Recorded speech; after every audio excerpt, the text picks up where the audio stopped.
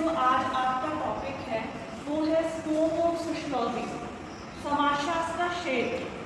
देखिए बहुत ध्यान से सुनिएगा क्योंकि मेरे स्टार्टिंग से ये कॉन्सेप्ट है, आप बिल्कुल मत अपने टॉपिक को रटना, समझ के लिखना।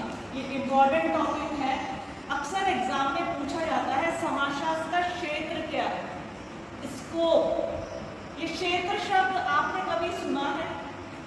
स्कोप, क्षेत्र, किसी ने? क्षेत्र, एरिया, क्षेत्रफल, कुछ तो सुना होगा। देखिए क्षेत्र हम कहते हैं, जैसे हम पूछते हैं कोटद्वार, कोटद्वार का क्षेत्र कहाँ तक है? कहाँ तक है? औड़िया तक, ठीक है। उसके अगर हम औड़िया कैंप से आगे की बात करें तो यूपी लग जाता है, ठीक है। अगर मैं तुमसे चर्चा करूँ नजीबाबाद का या दिल्ली का, हरिद्वार का क्षेत्र क्या है, कहने का मतलब उसकी सीमाएं जहाँ तक फैली है वो उसका क्षेत्र माना जाता है। बहुत ध्यान से समझिएगा, ठीक है। जैसे मैंने तुमसे अभी क्षेत्र की बात की, क्षेत्र का मतलब होता है किस सीमा तक, कहाँ तक। हरिद्वार है, हम कहते हैं हमें हरिद्वार जाना है, ठीक है। तो हरिद्वार हमें जाने का मतलब है हरिद्वार की सीमाएं हैं, वहां से लिखा आता है हरिद्वार इतने किलोमीटर दूर है, 40 किलोमीटर दूर है, अब 45 किलोमीटर दूर है। जैसे जैसे हम पास चले जाते हैं, जर्नी करते हैं, तो उसका जो किलोमीटर्स है वो कम होते जाते हैं। और जैसे ही चंडीपुर आता है तो हमें लगता है हम हरिद्वार में पहुंच गए, ठीक है। क्षेत्र का मतलब सीमा, एरिया, इस चीज से लिया जाता है। जब तक हमें किसी शब्द का अर्थ ना पता हो हम उसके बारे में नहीं जान सकते। ये तो मैंने तुम्हें बताया है क्षेत्र, स्कोप। आज हम बात करेंगे समाजशास्त्र का अध्ययन क्षेत्र या समाजशास्त्र का स्कोप, स्कोप ऑफ सोशियोलॉजी। देखिए किसी सब्जेक्ट, इनकम्स ने कहा था क्षेत्र से तात्पर्य हम किसी विषय का अध्ययन किस सीमा तक करते हैं और कहाँ तक उसका अध्ययन किया जा सकता है। देखिए जैसे फॉर एग्जाम्पल अगर मैं कहूँ तुम्हारा ये सोशियोलॉजी सब्जेक्ट है, क्षेत्र कहते हैं, एरिया कहते हैं, हम इसके अंतर्गत इसके अध्ययन की सीमा क्या क्या है? क्या हम इसमें पेड़ पौधों का भी अध्ययन करते हैं? क्या हम इसमें रसायनों का भी अध्ययन करते हैं? क्या हम इसमें जीवों का भी अध्ययन करते हैं? तो नहीं। इसका जो क्षेत्र है, जो इसकी सीमा है, वो हम ह्यूमन है, हमारे सामाजिक संबंध है, हमारी अंतःक्रियाएं हैं, बस वहीं तक इसका क्षेत्र है। हम रसायनों का अध्ययन करते हैं, रसायन शास्त्र में, ध्यान से समझना। हम वनस्पतियों, पेड़ पौधों का अध्ययन करते हैं बॉटनी में, वनस्पति शास्त्र में। इसी प्रकार अगर हम अन्य सब्जेक्ट की बात करें, हम आर्थिक संबंधों की बात करें, उसके लिए अर्थशास्त्र बना है। तो यहाँ आता है क्षेत्र का तात्पर्य किसी विषय का जो अध्ययन किया जाता है वो किस सीमा तक किया जाता है, किस एरिया तक किया जाता है, हम उस सब्जेक्ट में किस किस चीजों को पढ़ेंगे। तो जब समाजशास्त्र के अध्ययन क्षेत्र की बात हुई तो समाजशास्त्र जितने भी सोशियोलॉजिस्ट थे उनके दो पर्सपेक्टिव थे, उनके दो परिप्रेक्ष्य थे, उनके विचारधारा के दो प्रकार थे। एक तरफ फॉर्मल स्कूल जिसे हमने बोला स्वरूपात्मक संप्रदाय, दूसरा आता है समन्वयात्मक संप्रदाय यानी सिंथेटिक स्कूल। देखिए ये तो समझ में आया ना समाजशास्त्र के क्षेत्र से तात्पर्य क्या है कि हम इसका अध्ययन, समाजशास्त्र विषय का अध्ययन किस सीमा तक करेंगे, किस एरिया तक करेंगे, उसमें किन किन चीजों को पढ़ेंगे, किन किन चीजों को समझेंगे, वो इसका क्षेत्र आता है। जैसे कि मैंने बताया समाजशास्त्रियों में इसको एक मतता नहीं थी। इन्होंने बोला कि समाजशास्त्र जो है सामाजिक स्वरूपों का अध्ययन है, इन्होंने किसी समाजशास्त्री ने बोला इसे समन्वय के माध्यम से पढ़ा जा सकता है। जो ये शब्द मैंने अभी अभी आपको बताया स्वरूप और समन्वय, यह भी आपको समझ में नहीं आएंगे जब तक मैं आपको इसको एक्सप्लेन नहीं करूँगी। क्षेत्र तो समझ में आ गया है, मतलब वो सीमा किस हद तक हम समाजशास्त्र का अध्ययन करते हैं। सबसे पहले हम लेते हैं स्वरूपात्मक संप्रदाय यानी फॉर्मल स्कूल। स्वरूपात्मक संप्रदाय के जो समाजशास्त्री थे फॉर्मल स्कूल के, इसे जर्मन संप्रदाय भी या जर्मन स्कूल भी कहा जाता है, जर्मन संप्रदाय। रीजन था, जो ये विचारधारा थी स्वरूपात्मक संप्रदाय की, इसका जन्म हुआ था जर्मनी में, और खास तौर पे जॉर्ज सिमिल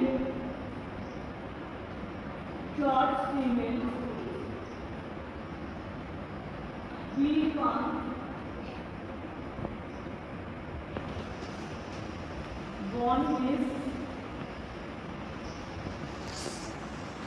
मैक्स वेबर, ये सभी समाजशास्त्री जो थे, जितने भी जो सोशियोलॉजिस्ट थे, उनका मानना था कि समाजशास्त्र में सामाजिक स्वरूपों का अध्ययन हो जाना चाहिए। अब हम आते हैं स्वरूप पर। स्वरूपों को मैं तुम्हें एक एग्जाम्पल के माध्यम से समझाऊंगी। पहले डायरेक्टली तुम्हें मैंने बताया थोड़ा पढ़ाने का तरीका मेरा अलग है। देखिए, स्वरूप अगर हम कहें तो किसी चीज के आकार को ले सकते हैं। देखिए, हमारे किचन, हमारी जो रसोई घर होता है, उसमें बहुत सारे बर्तन होते हैं सबके घर में, ठीक है। पतीला भी, भगोना जैसे कहते हैं, पतीला, प्लेट, गिलास, सब किस चीज के काम आते हैं बच्चों? खाने के।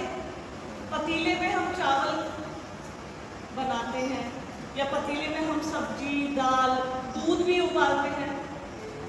आपके पास 3 पतीले हैं, आपके पास 3 पतीले हैं।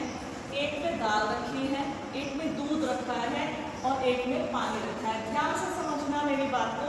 अगर आप मेरी बात को ध्यान से समझेंगे तो आपको पूरा कॉन्सेप्ट समझ में आ जाएगा कि क्षेत्र किसे कहते हैं। मैं स्वरूपात्मक संप्रदाय के समाजशास्त्रियों की बात कर रही हूँ। एक छोटे से एग्जाम्पल थे, हमारे पास 3 पतीले हैं, एक में दाल रखी है, एक में दूध और एक में पानी। स्वरूपात्मक संप्रदाय के समाजशास्त्रियों का मानना है कि समाज के स्वरूप का अध्ययन करना चाहिए, उसकी अंतर वस्तु का नहीं। जैसे फॉर एग्जाम्पल, भगोने के आकार का अध्ययन करना चाहिए। ये मैटर नहीं करता कि उसमें दूध रखा है, पानी रखा है या दाल रखी है, ये मैटर नहीं करता। हमें तो देखना है कि उसका आकार क्या है। जैसे जॉर्ज सिमिल ने क्या है, स्वरूप के माध्यम से जॉर्ज सिमिल ने बोला, जो हमारी समाज है, समाज के जो स्वरूप होते हैं, जिनसे समाज का निर्माण होता है, सोसाइटी, सामाजिक संबंध बनते हैं। फॉर एग्जाम्पल, जैसे हम बात करते हैं अनुकरण की, अनुकरण कहते हैं सीखने को, एक तरह से अनुकरण करना। इसी तरह प्रतिस्पर्धा यानी कॉम्पिटिशन, ठीक है, अनुकरण, प्रतिस्पर्धा। इसी तरह बहुत सारी हमारी सामाजिक प्रक्रियाएं आती हैं। संघर्ष भी इसमें हम लेते हैं, अनुकूलता लेते हैं, ठीक है। समाज के बहुत सारे आकार होते हैं, स्वरूप होते हैं। स्वरूप जैसे मैंने तुम्हें बताया, समाज के स्वरूप, इसके साथ साथ श्रम विभाजन, division of labour. George simile कहते हैं कि समाजशास्त्र के अंतर्गत, जैसे फॉर एग्जाम्पल, उन्होंने कहा कि समाजशास्त्र एक विशेष विज्ञान है। विशेष और सामान्य की लड़ाई थी स्वरूप और उसमें। सबसे पहले समझना विशेष विज्ञान, विशेष विज्ञान। दूसरा आता है सामान्य विज्ञान। पहले तुम आप लोग इसमें अंतर समझ जाएंगे। सामान्य विज्ञान, विशेष विज्ञान कहते हैं, जैसे वनस्पतियों का अध्ययन बॉटनी में किया जाता है, सिर्फ बॉटनी में, तो वो एक विशेष विज्ञान है।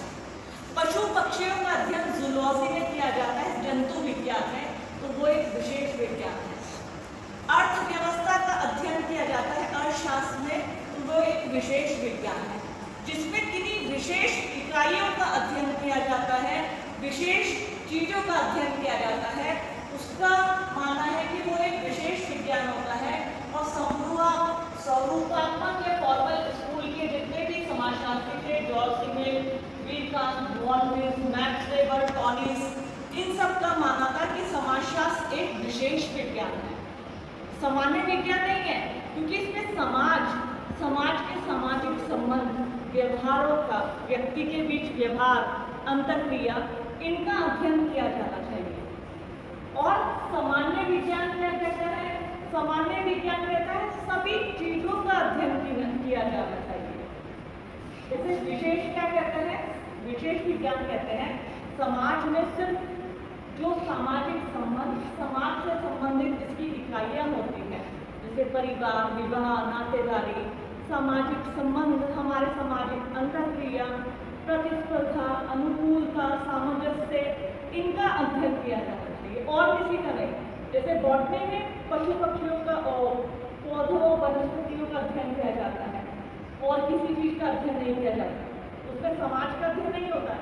यदि हम ज्योग्राफी की बात करें तो उसमें वो हमारे वातावरण, पूरे ज्योग्राफिकल भौगोलिक विवरण का अध्ययन किया जाता है। इसलिए समाजशास्त्र भी एक विशेष विज्ञान होना चाहिए, सिर्फ इसमें समाज और समाज के सामाजिक संबंधों का ही अध्ययन होना चाहिए। जबकि सामान्य विज्ञान, जो लोग मानते थे समाजशास्त्र को सिर्फ विशेष विज्ञान नहीं, समाजशास्त्र को एक सामान्य विज्ञान होना चाहिए। सामान्य कहते हैं कॉमन शब्द को मैं समझाऊंगी। विशेष, जैसे आप सभी का नाम जो है वो एक विशेष है। आपका नाम क्या है बेटा? आस्था, अमृता, कुमकुम, डिंपल, तनु, हम लोगों का एक विशेष नाम है। अगर सबका नाम तनु रख दिया जाए, सामान्य नाम, मेरी एक बात मैं तुम्हें समझाने की कोशिश कर रही हूँ। आस्था का नाम भी तनु, अमृता का भी तनु, कुमकुम का भी तनु, डिंपल का भी तनु और तनु का तनु। तो जब एक तनु को बुलाया जाएगा तो तीनों चारों सब तनु चले जाएंगे, क्योंकि हमारे तो कॉमन से नहीं है, हमारे विशेष। जैसे अगर फॉर एग्जाम्पल पूरे भारत के जितने भी शहर है, सबका नाम हरिद्वार रख दिया, हमें जाना तो दिल्ली का, हमने कहाँ जाना है? हरिद्वार जाना है, तो हरिद्वार इतना ले लिया। कहने का मतलब, मेरी बात को समझने की कोशिश कीजिए आप। विशेष और सामान्य में अंतर। विशेष कहते हैं स्पेशल, तुम्हारा एक विशेष नाम है, वो बात दूसरी है। कई बार आस्था नाम की बहुत लड़की होती है, लेकिन सभी का नाम आस्था नहीं होता। तनु नाम की बहुत सारी लड़कियां होती हैं, लेकिन सभी का नाम तनु नहीं होता। सामान्य कहते हैं सभी का एक जैसा, विशेष कहता है सबका अलग अलग विशेष नाम। इसी तरह समाजशास्त्रियों का मानना था, कुछ का मानना था कि समाजशास्त्र एक विशेष विज्ञान है, इसमें विशेष चीजों का अध्ययन किया जाता है। कुछ समाजशास्त्री कहते थे नहीं, समाजशास्त्र एक सामान्य विज्ञान है, इसमें सभी चीजों का अध्ययन किया जाता है। इसी को फिर बांटा गया स्वरूपात्मक संप्रदाय और समन्वयात्मक संप्रदाय। जो स्वरूपात्मक संप्रदाय था वो था विशेष विज्ञान वाला, जो समाजशास्त्र को मानते थे कि समाजशास्त्र जो है वो एक स्पेशल साइंस है, एक विशेष विज्ञान है, क्योंकि इसमें स्वरूपों का अध्ययन किया जाना चाहिए। कहने का मतलब अंतर वस्तु क्या है, उसके अंदर मैटर नहीं करता। समाज के अंदर अब पेड़ भी लगे हैं, जीव जंतु भी रहते हैं। देखिए जितनी भी भौगोलिक घटनाएं, भूकंप, आंधी, तूफान किसके अंदर घटित होती है? हमारी सोसाइटी के अंदर। बाढ़ आई, कौन प्रभावित हुआ? वैसे तो वो ज्योग्राफिकल डिजास्टर है, बाढ़ का आना, लेकिन उससे साधारण लोग भी प्रभावित हुए हैं। तो इनका मानना था कि उसे हम विशेष नहीं बना सकते। कहीं ना कहीं ध्यान से समझना, ये तो कहते हैं समाजशास्त्र को विशेष विज्ञान बनाना चाहिए। कौन? स्वरूपात्मक संप्रदाय के जितने भी समाजशास्त्री थे, कि उसके आकार का अध्ययन करना चाहिए, उसके अंदर क्या है उससे हमारा कोई लेना देना नहीं है। लेकिन समन्वयात्मक संप्रदाय, जिसे सिंथेटिक स्कूल कहा गया है, इसके जो समाजशास्त्री थे वो थे सौरथी, दुर्खी, हाउस, गिल्सबर्ग,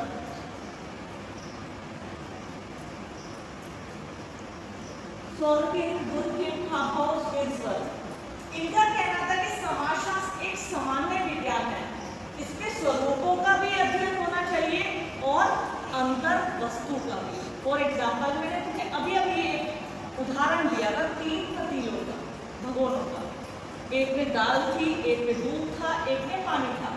स्वरूपात्मक संप्रदाय कहते हैं भगोनों के अंदर कुछ भी हो, अंतर वस्तु का हमें अध्ययन नहीं करना है, हमें उसके बाहरी स्वरूप का अध्ययन करना है। ठीक है, कि उसका स्वरूप या आकार किस प्रकार का है, कि समाज का आकार किस प्रकार का है, यहाँ के लोग किस प्रकार के हैं, उसका अध्ययन करना है। अंतर वस्तु यानी वो किस तरीके से एक दूसरे से संबंधित है, उसका अध्ययन नहीं करना है। जबकि समन्वयात्मक संप्रदाय जिसमें सॉर्किन, बुर्किन, हाउस, विल्सवर्थ, इन सभी समाजशास्त्रियों का मानना था कि समाजशास्त्र एक सामान्य विज्ञान है। सामान्य मतलब कॉमन साइंस। मैंने अभी आपको विशेष और सामान्य में अंतर बताया ना, क्या होता है विशेष और सामान्य में क्या अंतर, और कॉमन क्या है, एक जैसा। और इनकी दलील क्या थी समाजशास्त्रियों की, इनका कहना था कि जैसे अगर हम समाजशास्त्र को अर्थशास्त्र से अलग करेंगे, राजनीतिक शास्त्र से अलग कर देंगे, तो उसका अध्ययन अकेले के साथ नहीं किया जा सकता। तो मैंने भी इस बात को सोचा कैसे, जैसे अर्थव्यवस्था क्या होती है, अर्थशास्त्र क्या सब्जेक्ट है, उसमें उत्पादन, उपभोग, विनिमय, वितरण, इन सब का किसी तुम्हें से अर्थशास्त्र है किसी का, इकोनॉमिक्स नहीं। देखो इकोनॉमिक्स जो सब्जेक्ट होता है कि हमारी अर्थव्यवस्था कैसी है, ठीक है। इसी प्रकार उत्पादन, प्रोडक्शन, उपभोग, कंजप्शन, किस प्रकार उत्पादन होता है, किस प्रकार उसका प्रोडक्शन होता है, किस प्रकार उसको एक्सचेंज किया जाता है, किस प्रकार उसका डिस्ट्रीब्यूशन होता है, ये हमारी अर्थव्यवस्था है।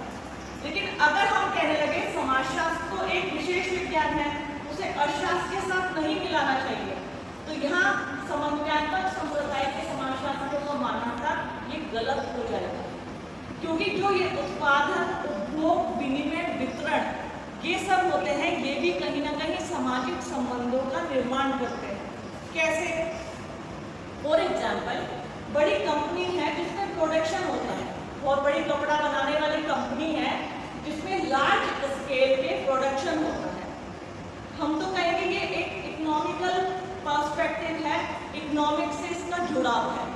लेकिन अगर हम देखें उस कंपनी में कार्य करने वाले लोग, उनका आपस में इमोशनल अटैचमेंट, फिर कम वेतन मिलने पर उनका आपस में आक्रोशित हो जाना, जैसे जो कई बार हम बात करते हैं श्रमिक संघ की, मजदूर संघ की, तो वो क्या होते हैं, वो भी तो इमोशनली अटैच होते हैं। ऐसे थोड़ी ना हम कंपनी में जाते हैं मुंह बंद करके और रॉबर्ट की तरह वापस आ जाते हैं ना।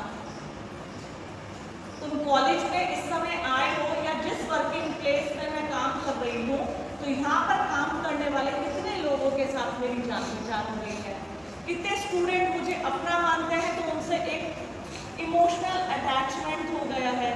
तो ये सब क्या है, बीइंग अ ह्यूमन, मानव होने के नाते हमारा कहीं ना कहीं एक आपसी लगाव और जुड़ाव हो जाता है।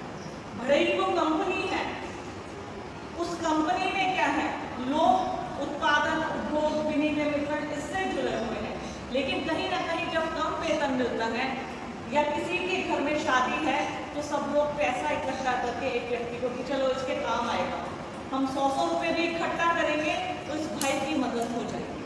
वो क्या है, यही समन्वयात्मक संप्रदाय के समाजशास्त्री कहते थे कि हम समाजशास्त्र को ना तो अर्थशास्त्र से, राजनीतिक विज्ञान से, मनोविज्ञान से, इनसे अलग करके अध्ययन नहीं कर सकते। अब वो कहते हैं अगर हम मनोविज्ञान से समाजशास्त्र को अलग कर देंगे और इसे विशेषता के रूप में अध्ययन करेंगे, मनोविज्ञान, व्हाट इज साइकोलॉजी, मनुष्य की मानसिक व्यवहारों, मानसिक क्रियाओं जो हमारे मस्तिष्क में घटित होता है, उसका अध्ययन होता है साइकोलॉजी। दैट्स इट, है ना, यही तो होता है ना साइकोलॉजी। समाजशास्त्र हम किसे कहते हैं, सामाजिक संबंधों के अध्ययन को, इसे हम समाजशास्त्र कहते हैं। लेकिन अगर हम समाजशास्त्र में देखेंगे सोशलाइजेशन, सोशलाइजेशन, सामाजिकरण, बच्चे का सीखना, लर्निंग प्रोसेस। जब बच्चा एक जो बड़ा होता है वो समाज के कॉन्टेक्ट आने पर सीखता है। हम कहते हैं ना, इस बच्चे का अच्छे से सोशलाइजेशन नहीं हो रखा है, माँ बाप नहीं थे या ऐसी परिस्थितियाँ कि बच्चा अलग रहा, तो उसे समाज के बारे में बच्चा अपशब्द बोलता है, बुरे काम करता है कि इसका अच्छे से सोशलाइजेशन नहीं हुआ। हम फिर ऐसा क्यों कहते हैं? क्योंकि कहीं ना कहीं सोशलाइजेशन जो है वो सीखने की प्रोसेस है, सीखने की प्रक्रिया है।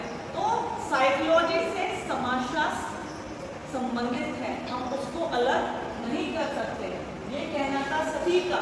सॉर्टिंग, दुर्खिम, हाव स्किल्स पर दुर्खिम बात करते हैं डिवीजन ऑफ लेबर की। मैंने ना अभी आपको बताया था श्रम विभाजन, सामूहिक प्रतिनिधान।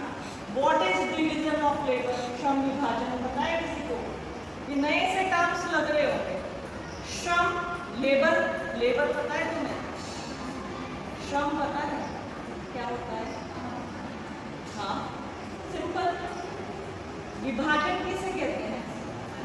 डिवीजन, बंटवारा। देखिए, जब किसी शब्द का मतलब नहीं पता होता तो उसको संधि विच्छेद जानते हैं ना, उसको टुकड़ों में तोड़ दीजिए, तब समझने की कोशिश करिए। श्रम विभाजन की अवधारणा दी थी दुर्खीम ने कहा था श्रम विभाजन यानी श्रम को छोटे छोटे भागों में बांट देना, डिवाइड कर देना श्रम को, यानी लेबर को। आप लोग लेबर को कैसे डिवाइड करें मैं बताती हूँ। अभी मैंने तुम्हें कंपनी की बात की थी। एक कंपनी है कपड़ा बनाने वाली, ठीक है, उसमें कपड़ा बनता है, कपड़ा इन द सेंस रेडीमेड कपड़े बनते हैं। कुछ व्यक्ति कपड़ों को काटने का काम करते हैं, कुछ व्यक्ति कपड़ों को सिलने का काम करते हैं, कुछ व्यक्ति उनकी पैकिंग का काम करते हैं, कुछ व्यक्ति उनको डब्बों में पैक करके बाहर भेजते हैं। That is division of labour. अगर सभी व्यक्ति एक काम में लग जाएंगे, सभी पहले कपड़ा काटेंगे, फिर सभी दोबारा से कपड़ा सिलेंगे, तो काम देरी से होगा।